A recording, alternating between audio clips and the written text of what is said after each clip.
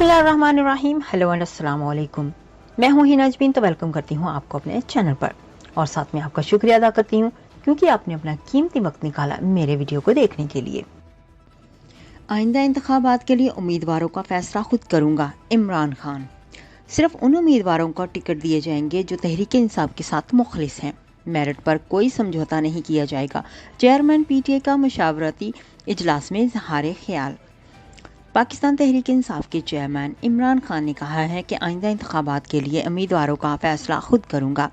Media reports के मुताबिक साबिक वज़ीर आज़म इमरान खान ने सुबह पंजाब और खैबर पख्तूनख्वा की असम्बलियों के इंतखाबात के हवाले से पार्टी टिकट की तकसीम के लिए मुशावरत का आगाज़ कर दिया है।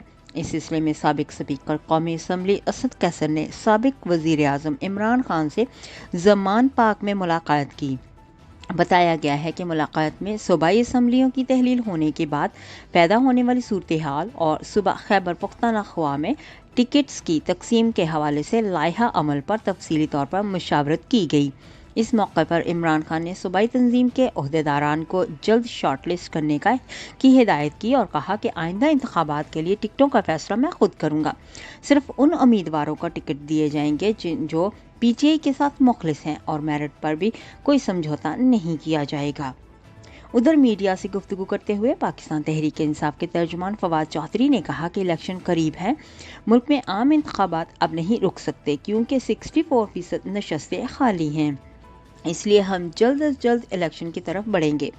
इमरान खान ने कहा कि तमाम एस इस्तीफे देंगे। 127 MNAs ने अपनी सीटें कुर्बान की। इमरान खान के मफादात पाकिस्तान की मट्टी के साथ जुड़े हुए हैं और हुकूमत में बैठे लोग अपने तमाम फैसले अमेरिका से लिखवा कर लाते हैं, जबकि लीडर वो होता है जो अपने मुल्क की मट्टी से जुड़ा हुआ हो।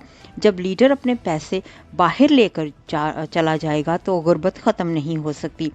उन्होंने कहा कि बंद कमरों के फैसले से मुल्क में सियासी सूरत हाल ख़राब हुई। पाकिस्तान में 15 लाख मजदूर टेक्सटाइल इंडस्ट्री में बेरोज़गार हो गए हैं।